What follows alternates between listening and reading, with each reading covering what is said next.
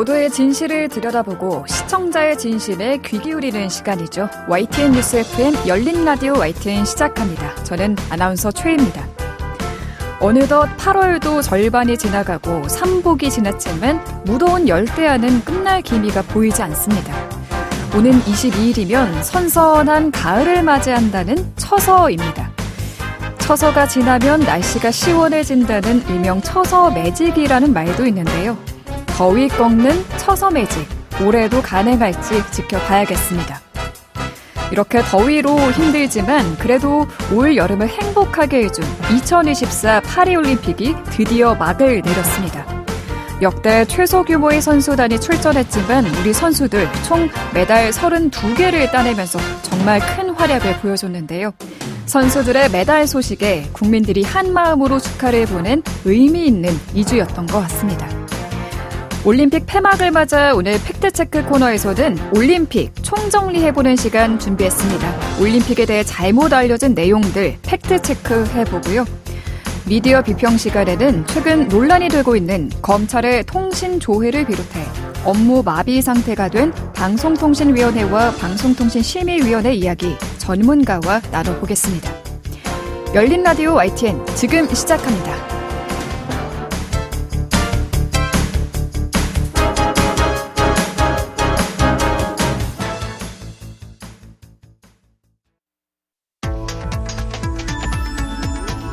미디어가 전하는 이슈에 대한 다양한 분석과 팩트체크까지 바로 보고 뒤집어보고 꼭꼭 씹어보기 위한 미디어 비평 프로그램 열린 라디오 YTN. 한 주간 뉴스를 꼭꼭 씹어보는 시간 미디어 비평입니다. 오늘은 심석태 세명대 저널리즘대학원 교수와 전화로 만나보겠습니다. 교수님 나와 계시죠? 네, 안녕하세요. 네, 안녕하세요. 오늘은 최근 논란이 되고 있는 이슈를 짚어보려고 하는데요. 지난 1월 서울중앙지검 반부패 수사 일부가 야당 정치인과 언론인 등의 통신 이용자 정보 조회를 했다는 게 얼마 전에 통보가 되면서 논란이 일고 있습니다. 일각에서는 통신 사찰 논란이 불거지고 있는데요. 교수님은 언론인 출신으로서 이번 사안 어떻게 보셨습니까? 네, 언론 자유 문제는 매우 중요한 거잖아요. 근데 이번에 통신 이용자 정보 조회를 놓고 지금 논란이 많이 벌어지고 있는데 약간은 과도한 측면이 있는 것 같습니다. 이게 정확하게 사안을 이해하는 게 매우 중요한 부분이죠. 우리가 구분을 해야 되는 개념이 있는데, 통신 이용자 정보, 방금 앵커께서 말씀하신 대로, 네. 통신 이용자 정보는 이게 특정한 전화번호가 누구 건지를 파악하는 겁니다. 특정한 전화번호하고 통화를 했을 경우에 이 번호가 누구 거냐. 예를 들어서 가입자 이름, 생년월일, 가입기간 같은 이런 거죠. 이건 개인정보일 수는 있지만 그 자체로 사생활의 비밀에 속하는 건 아닌 거죠. 네. 그다음에 통신 사실 확인 자료라고 하는 게 있어요. 이건 통화 내역을 포함해서 통화 내용, 문자 메시지 내용 같은 실제 통화 자료를 보는 겁니다. 이건 매우 내밀한 사적 정보고 통신 자유를 침해할 수 있는 핵심 정보죠. 네. 이걸 누가 들여다보는 건 나의 통신 비밀을 침해하는 거고 법적으로도 엄격하게 통제를 해야 하는 부분입니다. 이번에 검찰이 파악을 했다는 게 첫 번째입니다. 그러니까 통신 이용자가 누구냐 하는 가입자 정보를 통신사업자한테서 조회를 한 거죠. 네.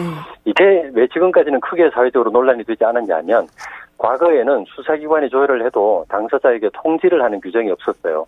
근데 지난해 말에 전기통신사업법이 개정이 되면서 올해 1월 1일부터 적용이 된 거거든요. 네. 올해 1월 1일부터는 통신 이용자 정보를 제공을 받으면 당사자한테 최대 기본적으로는 한 달, 그리고 최대 7개월 안에는 무조건 통지를 해줘야 되는 그런 조항이 생긴 겁니다. 이게 이제 지난 2022년에 헌법재판소에서 이 조항을 다룬 적이 있어요. 그때 한번 공수처에서 수사기관에서 가입자 정보를 이렇게 제공받는 것이 합헌이냐 아니냐 이게 논란이 된 적이 있는데 네.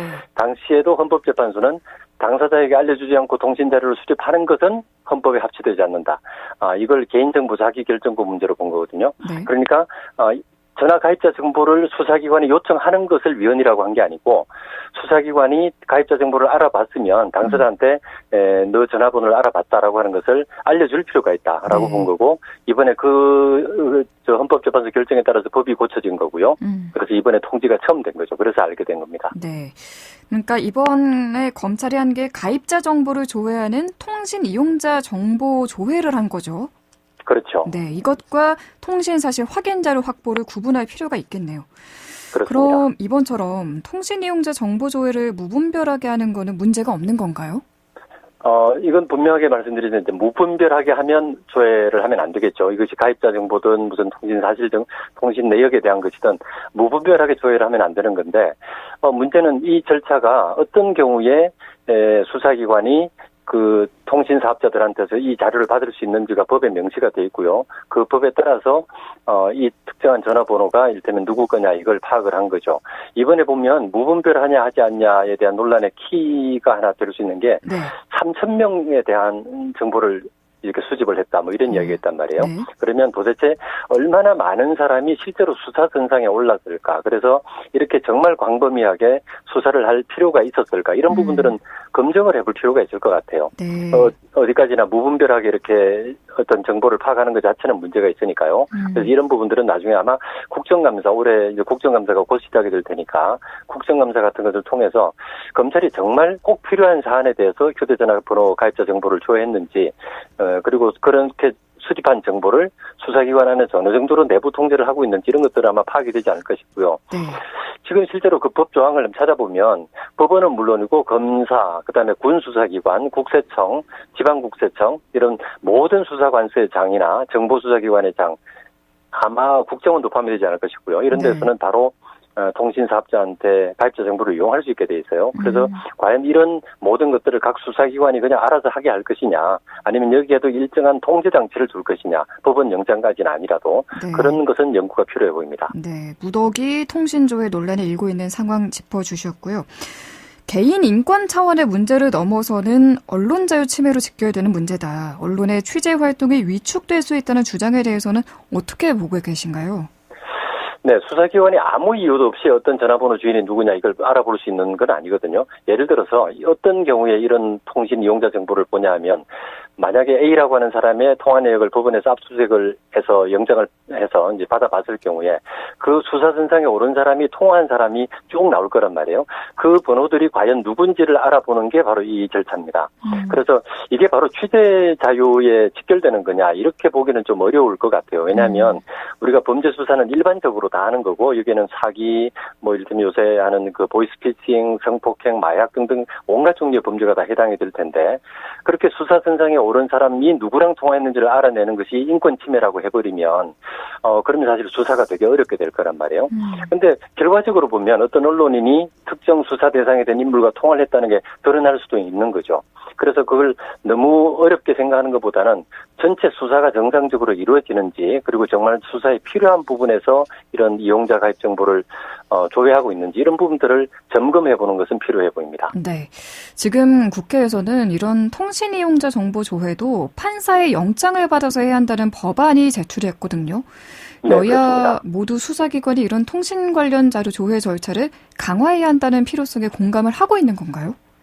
네, 지금 같은 경우에 보면 여든 야든 어쨌든 지금 워낙 많은 사람들에 대해서 좀 통신 이용자 정보를 조회했다라고 하는 것이 논란이 되고 있는 상황이다 보니 양쪽에서 다 일정한 정도의 어떤 통제 필요성에 대한 얘기가 나오는 것 같아요. 그런데 우리가 이 부분은 조금 이 과거를 뒤돌아볼 필요도 있는 게, 민주당이 여당이 된 2021년에 그때 고위공직자 범죄수사처 공수처죠. 거기서 수사 과정에서 통신 이용자 정보를 조회한 게 논란이 된 적이 있습니다. 그때 이재명 당시대표가 통신 자료 조회는 수사에 있어서 매우 기초적인 중요한 기초 자료다. 그리고 법령에 의한 것이기 때문에 사찰을 할 수 없다. 이렇게 얘기를 했고요.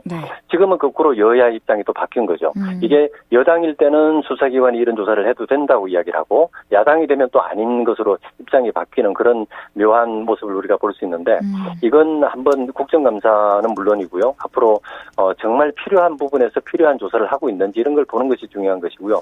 제가 앞서도 말씀드린 대로 만약에 이런 수사의 가장 기본적인 어떤 이 전화번호가 과연 누구 거냐를 알아보기 위해서까지 법원에 영장을 받아라라고 한다면 그건 다른 나라 사례를 보더라도 너무 과한 것일 수 있어요. 가령 미국 같은 경우에 이렇게 한다, 뭐 그런 주장이 있긴 한데, 미국에서는 수사기관이 기본적으로, 저도 미국 법을 이번 기회에 좀 찾아봤는데 저장통신법이라고 하는 부분이 있거든요. 근데 통신 이용자 가입자 정보를 파악하는 건 수사기관 누구나 할 수 있도록 되어 있더라고요. 그러니까 이런 부분도 좀 정보를 정확하게 파악을 하고 비판적으로 접근을 할 필요가 있을 것 같습니다. 네, 지금 사실 이런 통신 관련 이슈도 있지만 이진숙 방송통신위원회 위원장은 국회 탄핵 소추로 직무 정지 상태이지 않습니까? 그렇습니다. 지금 그럼 방통위는 김태규 부위원장 1인 체제인 거죠? 그렇습니다. 이진숙 방통위원장이 취임을 한 게 지난달 31일이고요. 윤석열 대통령한테서 임명장을 받은 것은 바로 그 다음 날이죠. 그런데 재밌는 건 임명장을 받기도 전날인 취임한 첫날 바로 오후 5시에 비공개 전체회를 열고 KBS와 MBC 방문진 이사교체를 의결했지 않습니까? 네. 그리고 바로 그 다음 날 탄핵소추안이 발의가 되고 그 다음날, 그러니까 8월 2일에 본회의에서 탄핵소추안이 가결됐죠. 그 순간 직무가 정지된 거죠. 그때부터 지금 김태규 부위원장이 위원장 직무대행을 맡고 있고, 방통위는 5명의 위원 중에 1명만 있는 그런 상태죠. 네. 문제는 윤석열 대통령 취임 이후에 방통위원이 5명 모두 채워져 있는 정상 편제를 유지한 기간이 별로 없다는 거죠. 그리고 또 국회 추천인 상임위원들이 임기 만료로 퇴임한 뒤에 후임을 임명하지 않거나 또 아예 후임을 추천하지도 않거나 이런 상태가 됐고, 지금 방통위 관련해서 탄핵 심판이 청구된, 그러니까 탄핵이 발의됐던 것만 치면 이동관, 김홍일 위원장, 그리고 또 위원장 직무대행을 맡았던 이상임 부위원장까지 3명이고, 실제로 국회가 탄핵 소추를 한 건 이번에 이준수 위원장이 물론 처음이긴 하지만 무려 4번째가 되는 거죠. 네. 어쨌든 이런 비정상적인 상태가 상당히 오래 계속되고 있는 거네요. 네, 지금 방통위가 사실상 업무 마비 상태에 있는 건데 방통위 업무를 보면 공영방송 관련한 것만 있는 건 아니잖아요. 방통위 업무 공백이 상당히 우려스러운데 어떤가요? 그렇습니다. 방통위가 실제로는 상임위원 5명, 그러니까 차관급 이상, 장관 1명, 차관급 4명에서 5명의 차관급 이상의 고위직을 두는 그런 독립위원회고, 그만큼 독립성을 가지고 업무를 안정적으로 처리해라. 임기도 3년으로 보장이 되어 있는 거고요. 네. 정무직인 경우에는 보통 언제든지 해임이 가능하지만 여기는 특별한 사유가 없는 한 해임을 하지 못하게 되어 있는, 그렇게 독립적이고 어떤 신분 보장을 해준 이유가 그 업무가 되게 중요하고 또 지속성을 가지고 전문성을 가지고 해야 된다 이런 이유인데 지금은 아예 업무 자체가 안 되고 있는 거죠. 방송통신위원회는 이름부터가 네. 방송과 통신 업무 두 가지를 다 맡고 있지 않습니까?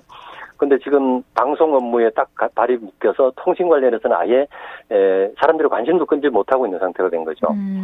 지금 방송이 설계를 할 때 미국 연방통신위원회 FCC라고 하는 게 있죠. 그 기구를 많이 참고를 했다고 해요. 당시에 그 참고했던 FCC의 기구를 보면 위원들 임기가 5년입니다. 그리고 또 모두 대통령이 임명을 하게 되겠고요. 무엇보다도 특이한 부분은 후임이 임명되지 않으면 그 위원회 후임 임명이 안 되면 계속 재직할 수 있도록 돼 있어요. 그렇기 때문에 우리처럼 후임 없이 전임자가 퇴임을 해버려서 위원이 뭐 3명, 2명 이런 식으로 지금 네. 우리처럼 이상하게 구성이 되는 일이 없도록 설계가 돼 있는 거죠. 지금 방송통신심의위원회도 정상적인 상황은 아닌 것 같아요. 원래 심의위원이 9명이어야 하는데 지금 3명밖에 없는 거죠? 네, 그렇습니다. 지금 방송이든 방송통신 관련한 기관들, 여러 국가기관들이 지금 다들 정상적인 상태가 아닌데요. 방송통신위원회도 그렇죠. 9명의 위원으로 구성을 하는데 원래는 대통령이 3명을 지명을 하고 네. 국회의장이 3명, 국회 소관상임위원회에서 3명 이렇게 국회가 모두 6명을 추천하는 그런 구조입니다. 근데 여야로 해서 나눠서 추천을 하는 거죠. 보통 여당 쪽이 전체적으로 6명, 야당이 3명 뭐 이렇게 구성이 되는 건데 지금 기존에 위촉돼 있던 사람들의 임기를 모두 마친 뒤에 대통령이 위촉한 3명만 위원으로 있는 상태죠. 그러니까 네. 9명 중에 3명만 있는, 이건 아마 방송통신위원회 심의위원회가 만들어진 뒤로 이것도 처음 있는 사태 같습니다. 네. 그런데 이 방심위가 하반기 재보궐선거를 앞두고 위원 3명으로 재보궐선거 선거방송 심의위원회를 구성했다는 소식이 전해졌거든요. 이렇게 구성을 하면 논란이 있을 것 같은데요. 그렇습니다. 방송통신심의위원회 기본규칙을 이번에 한번 찾아봤는데요. 제적위원 3분의 1 이상의 찬성이 있으면 의안을 제의도 하고 또 그렇게 제적 과반수가 출석하면 개의도 하고 출석 과반수로 찬성을 하면 의결을 할 수 있게 돼 있어요. 그러니까 그 규정을 그대로 적용하면 지금 전체 9명 중에 3명이 있으니까 제적위원 3분의 1 이상이 되는 거죠. 그리고 또 제적 과반수 그 3명만 출석해서 2명만 찬성하면 지금 의결을 할 수 있는 그런 특이한 희한한 구조가 되어 있는 거죠. 네. 근데 그렇게 비정상적인 상태에서 선거방송의 어떤 공정성을 심의하는 재보궐선거방송심의위원회를 구성했다? 이건 되게 논란이 클 수밖에 없는 거고요. 특히 지난번 총선 선거방송심의위원회가 심의 의결했던 내용들 상당수가 거의 대부분이 법원에서 집행정지 결정이 많이 났었단 말이에요. 네. 그런 상태에서 다시 그 당시의 위원들의 상당수를 다시 재위촉을 했더라고요. 아마 앞으로도 논란이 클 것 같습니다. 물론 가을에 치러지는 보궐선거가 워낙 좀 작은 규모가 작기 때문에 크게 사회적 논란이 될 수 있을까 싶긴 하지만 그렇더라도 선거 방송에 대한 심의는 조금 더 공정성을 신경을 쓰는 것이 필요해 보입니다. 네. 마지막으로 방송사법에 대해서도 살펴보면 야권 단독으로 통과가 됐고 윤석열 대통령이 예상대로 또다시 제2요구권 거부권을 행사했습니다. 이 문제의 돌파구를 찾을 수 있을까요? 네, 이 법안들의 내용을 지금 다시 얘기하기엔 너무 얘기가 길어질 것 같고요. 근데 한 가지 고민스러운 부분 중에 하나는 학자들 사이에서도 지금 법안에 대해서 찬반이 좀 엇갈려 있긴 합니다. 그래서 물론 강하게 찬성하시는 분들도 있지만 의외로도 반대하시는 분들 또는 입장이 유보적인 분들이 적지가 않아요. 무엇보다 법안이 좀 정리가 덜 된 것 아니냐라는 생각이 하나 있고요. 또 하나는 공영방송 지배구조에 대한 법률이라면 어쨌든 여야가 사회 전반적인 의견을 반영해서 합의해서 처리하는 것이 어떻든 바람직하지 않겠냐. 이것이 국회 다수든 어떻든 국회 상황이 어떻게 돼 있든 간에 어느 한쪽의 의견만으로 일방적으로 몰아붙이게 되면 대통령이 거부권을 행사할 수 있는 명분을 주는 것이기도 하고요. 그래서 제가 판단할 때는 2016년에서 2017년 사이에 여야 간에 상당히 의견이 모아졌던 법안이 있습니다. 합의안이 있는데 당시에 문재인 대통령이 거부하는 반대 의견을 피력하는 바람에 실제 입법에는 실패했던 아니죠. 근데 그 정도 선, 지금보다는 약간 낮은 선이긴 하지만 그 정도라도 여야가 합의해서 처리한다면 그래서 어느 한쪽이 완전히 굴복을 요구하는 것보다는 어느 정도 정치적인 바람을 타지 않도록 만들어주는 선으로 좀 합의안을 지금이라도 마련해 보는 것이 필요하지 않냐 이런 생각이 듭니다. 네, 오늘 말씀 여기까지 듣겠습니다. 감사합니다, 교수님. 네, 감사합니다. 네, 지금까지 심석태 세명대학교 저널리즘대학원 교수였습니다. 진실을 전합니다. 진심을 다합니다. 시청자 여러분의 목소리에 귀 기울이는 YTN 뉴스 FM 열린 라디오 YTN 토요일 저녁 8시 20분과 일요일 밤 11시 20분에 방송됩니다.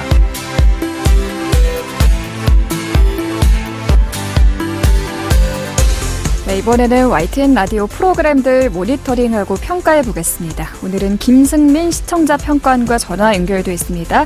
안녕하세요. 네, 안녕하세요. 네, 이번 주에는 어떤 프로그램 모니터링 하셨나요? 이번 주에는 매주 월요일부터 금요일까지 오전 11시 40분, 오후 3시 40분, 오후 4시, 8시 40분 세 차례 방송하는 조인석 변호사의 상담소를 들었습니다. 모니터 기간은 7월 30일부터 8월 12일까지 총 2주간입니다. 조인석 변호사의 상담소를 약 8개월 만에 모니터링을 하게 됐는데요.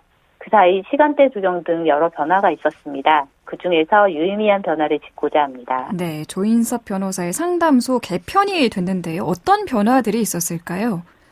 먼저 청취자 상담이 끝난 후 1분가량 진행했던 알아두면 쓸데있는 법률 이야기, 일명 알쓸법이라는 소코너가 사라졌습니다. 네. 이 코너는 3월 25일 붕괴편을 맞아 사라진 것으로 보이는데요.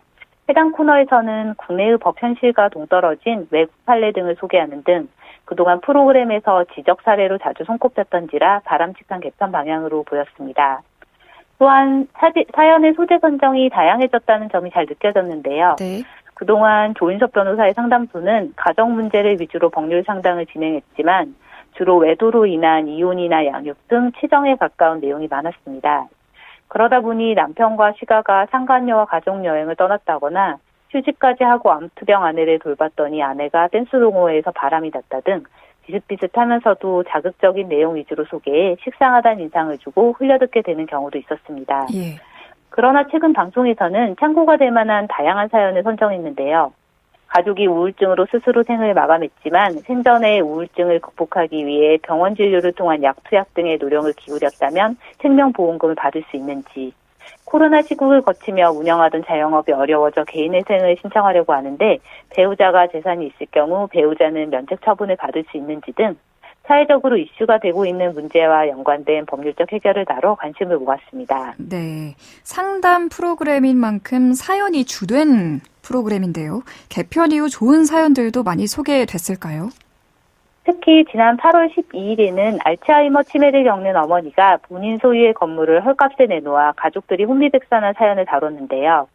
해당 사연의 경우는 다행히 일이 성사되기 전에 공인중개사와 엄연히 해결을 본 상황이었지만 일이 이미 진행된 이후 부모와 부모의 재산을 보호하기 위해서는 어떤 제도가 있는지를 상세히 알려줘 도움이 됐습니다. 중앙치매센터에 따르면 2024년 기준 65세 이상 국내 치매 환자 수가 100만 명을 넘어섰다고 하는데요. 이는 65세 이상 인구 10명 중 1명이 치매에 걸렸다는 수치라고 합니다.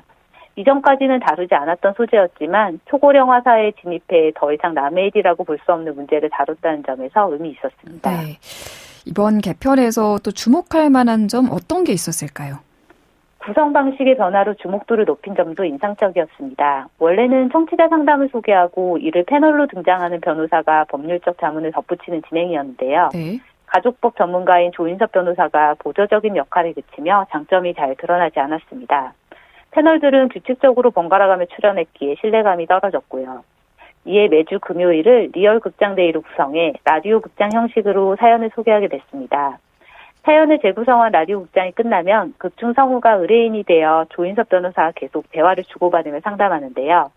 성우들의 연기가 실감나 사연을 듣는 재미도 있고 대표 변호사인 조인섭 진행자에게 직접 상담을 받으니 신뢰도 느껴졌습니다. 네. 마지막으로 어떤 내용 짚어볼까요?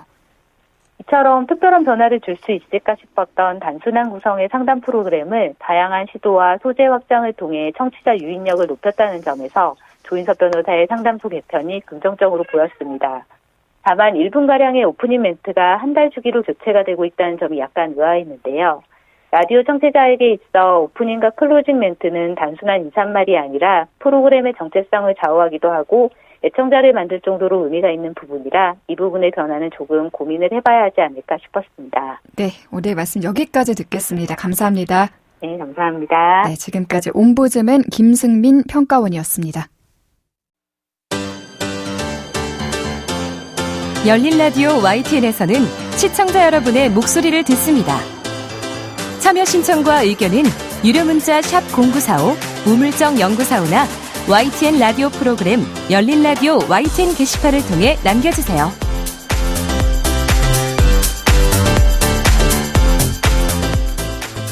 지난 한 주간 있었던 뉴스들 가운데 사실 확인이 필요한 뉴스를 팩트체크해보는 시간입니다. 선정수 팩트체커 전화로 만나보죠. 안녕하세요. 네, 안녕하십니까. 네.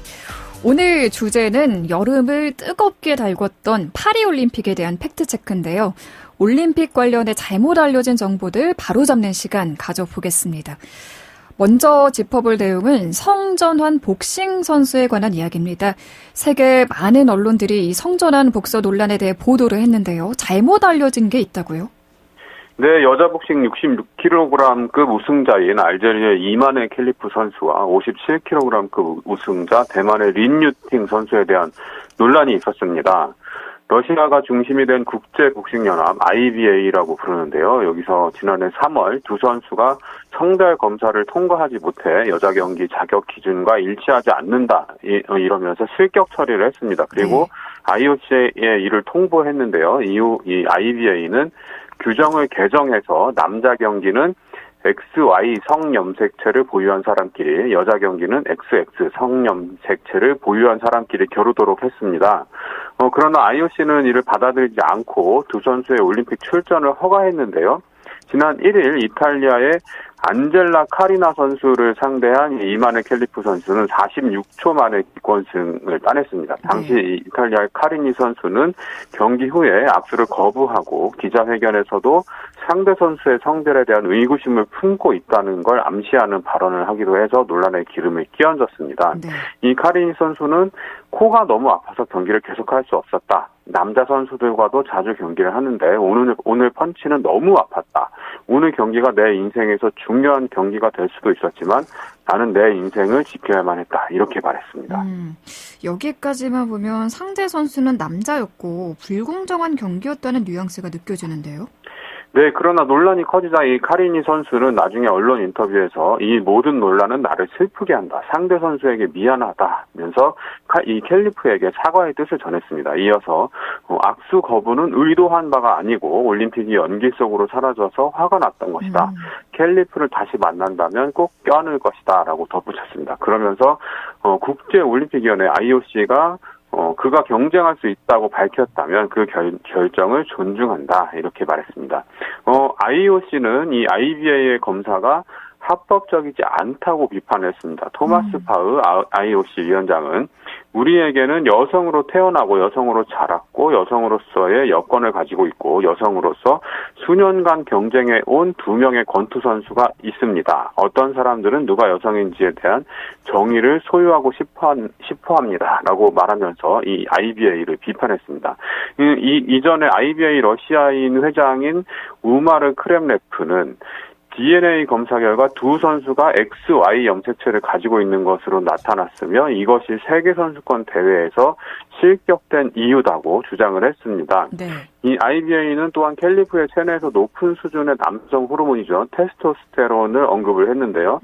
그러나 검사 결과는 공개되지 않았고 캘리프는 자신의 생물학적 마커를 공개한 적이 없기 때문에 이 IBA 측의 주장을 신뢰하기에는 근거가 빈약하다 이런 비판이 많았습니다.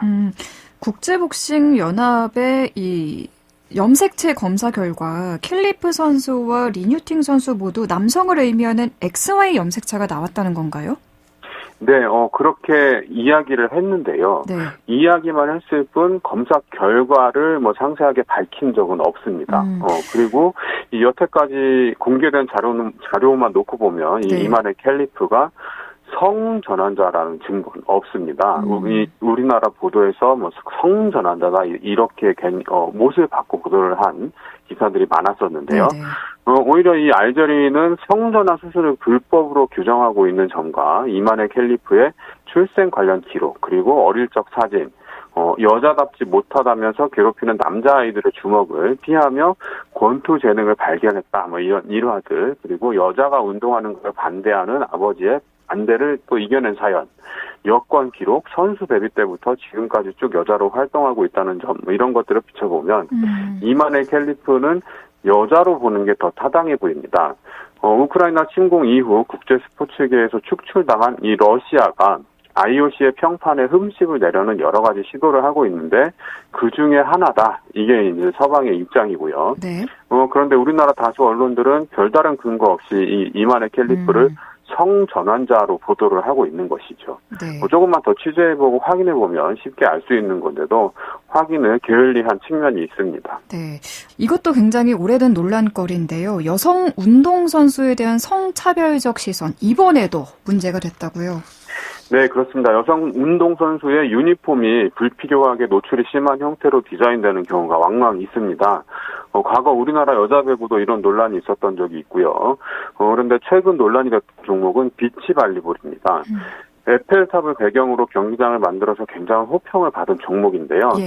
남자부 경기에서는 헐렁한 민소매 상의와 트렁크 차림으로 경기에 나서는 선수들이 많았습니다. 그런데 여자부 경기에는 비키니 수영복을 입은 선수들이 대부분이었는데요. 이게 여성을 상품화한다는 비판이 굉장히 오래전부터 제기가 돼 왔었습니다. 네. 그래서 국제배구연맹은 2012년 런던 올림픽부터 복장을 선택할 수 있도록 했습니다. 노출을 율법으로 금지하는 이슬람 국가 출신 선수들을 위해서인데요. 이후에도 이런 종교적 이유를 제외하고는 비키니 수영복을 착용하는 선수가 대부분이었습니다. 경기 중에 모래밭에서 뒹굴게 되는데 소매가 있는 긴 옷을 입으면 모래가 끼어서 불편하다 이런 이유가 많았습니다. 그리고 뼈약볕 아래에서 경기하는데 긴 옷을 입으면 덥다 이런 것도 이유였고요. 그럼에도 불구하고 체코 선수들은 이번 파리올림픽에서 레깅스 긴 바지를 입고 출전하기도 했습니다. 올림픽 경기 중계 화면에서도 성차별적 요소가 많이 있었다고 하는데 어떤 영상인가요? 유독 여자부 경기에는 여성 운동선수의 외모를 부각시키는 영상이 많았던 게 사실입니다. 네. 또 성적으로 해석될 수 있는 특정 신체 부위를 집요하게 비춘다든지 이런 식의 영상들이 있어왔고요. 비단 올림픽 영상뿐만 아니라 인쇄 매체들의 사진 편집과 제목, 기사 구성도 여성 운동선수의 실력보다는 외모를 부각시키는 내용이 많았었습니다. 미녀 어쩌고 저쩌고 이런 식으로요. 이런 문제들을 해결하기 위해서 이번 파리 올림픽을 앞두고 이 공식 올림픽 방송사가 촬영 스태프들에게 여성 선수를 남성 선수와 같은 방식으로 촬영하라 이런 지침을 내렸다는 소식이 전해지기도 했습니다. 그렇군요. 올림픽 중계방송의 표준 화면을 촬영해서 송출하는 올림픽 방송 서비스 OBS의 야니스 엑사르코스 CEO는 이렇게 얘기를 했는데요. 안타깝게도 일부 경기에서 카메라 촬영진이 남성 선수와 여성 선수를 다른 방식으로 화면에 담아서 여전히 여성 선수들을 향한 고정관념과 성차별이 남아있다는 걸 느낄 수 있다. 이렇게 지적을 했습니다. 카메라가 유독 여성 선수를 클로즈업하는 장면을 자주 보여주는데 이런 경향의 바탕에는 무의식적인 편견이 깔려 있다는 겁니다. 그래서 이 OBS의 CEO는 여자 선수들이 다른 사람보다 좀 더 매력적이거나 섹시해서 올림픽에 와 있는 것이 아니다. 그들은 엘리트 운동선수로서 그 자리에 있는 것이다. 이렇게 강조를 했습니다. 네. 이번 2024 파리올림픽 대회는 양성평등을 강조했는데 여전히 이런 성차별적 요소가 많이 발견이 됐던 것 같습니다. 우리나라 언론도 성차별 인터뷰를 해서 논란이 있었죠? 네, 양궁 3관왕이었죠. 임시현 선수를 인터뷰한 SBS의 유튜브 채널이 좀 논란을 빚었는데요. SBS가 운영하는 유튜브 채널 스브스 스포츠에 지난달 27일 이 임시현 선수를 인터뷰한 동영상이 게시가 됐습니다. 예. 취재진은 먼저 이렇게 턱에 활자국이 있습니다. 이렇게 물었는데요. 취재진이 언급한 활자국은 양궁 활시위와 턱의 마찰로 생기는 겁니다. 네. 이에 대해서 임 선수는 이제 그냥 묻어졌습니다. 이미 착색이 됐습니다. 이렇게 덤덤하게 답을 했는데요. 취재진은 시술할 생각이 없냐고 되물었고, 이 임시현 선수는 은퇴하고 해야 할 것 같다. 이렇게 좀 웃으면서 넘겼습니다. 레슬링 또는 유도 등 이 격투기 종목 선수들을 살펴보면 귀가 이렇게 부풀어 있는 만두기, 이계혈종이라고 하는데요. 이런 그 영광의 상처들이 있어요. 근데 이런 걸 보면서 남자 선수들한테 시술할 생각 없습니까? 이렇게 묻는 취재진은 없겠죠. 이건 운동선수의 성들에 따라서 이 영광의 상처를 대하는 취재진의 방식이 다르다는 걸 느끼게 하는 부분인데요. 네. 좀 아직도 갈 길이 멀지 않나 이런 생각이 들게 하는 인터뷰였습니다. 그래서 비판도 많이 받았고 결국 해당 채널은 관련 내용을 유튜브에서 삭제했습니다. 네. 올림픽 인기가 예전 같지 않다는 지적도 많이 나오고 있거든요. 이러다가 올림픽이 없어질 수 있다라는 관측도 나오더라고요. 네, 이번 파리올림픽 개회식은 기록적으로 저조한 시청률을 나타냈습니다. 이 방송사들이 IOC에 거액을 주고 중계권 사들이면 방송사는 광고 판매로 비용을 상쇄시키는 구조인데요. 네. 시청률이 낮으면 방송사들이 중계권을 사들일 이유가 없는 거죠. 근데 예전처럼 애국주의나 국가주의가 힘을 잃으면서 나라별 메달 경쟁이 크게 관심을 끌지 못하고 있고요. 그리고 스포츠로 하나 되는 세계, 평화를 위한 올림픽 이런 메시지도 예전만큼 울림을 주지 못하고 있거든요. 게다가 올림픽 개최 도시들이 막대한 비용을 들여서 경기장을 건설하고 기반시설을 설치하면서 적자를 면치 못하고 있는 것도 향후 올림픽 유치 경쟁이 예전만큼 매력적이지 못하게 될 것이다. 이런 관측이 많이 나오는 배경입니다. 네. 이번 파리올림픽도 겉으로는 친환경을 표방하면서 굉장한 예산 절감 노력을 많이 했거든요. 그런데 이게 선수와 관중들에게 별다른 호응을 얻지 못하면서 향후 개최국들은 어떻게 비용을 낮출 수 있을 것인지 더 골머리를 앓게 될 걸로 보입니다. 일각에서는 여러 나라에서 기존 시설을 활용할 수 있도록 종목별로 분산 개최해야 한다 이런 주장도 나오고 있고요. 기후변화로 인해서 극단적인 폭염을 피할 수 있도록 하계 올림픽이 아닌 춘계, 추계, 봄, 여름에 열리는 올림픽을 기획해야 한다 이런 목소리도 나오고 있습니다. 네, 파리올림픽 요모조모와 잘못된 정보들 짚어봤습니다. 오늘 말씀 잘 들었습니다. 고맙습니다. 네, 고맙습니다. 네, 지금까지 선정수 팩트체커였습니다. 열린 라디오 YTN 오늘 순서 여기서 마무리합니다. 저희 프로그램은 YTN 라디오 홈페이지와 앱, 또 유튜버와 팟빵을 통해서도 다시 들으실 수 있습니다. 오늘 끝곡은 보이즈 투맨의 엔드 오브 더 로드 준비했습니다. 저는 다음 주 이 시간에 다시 인사드리겠습니다. 아나운서 최희였습니다. 고맙습니다.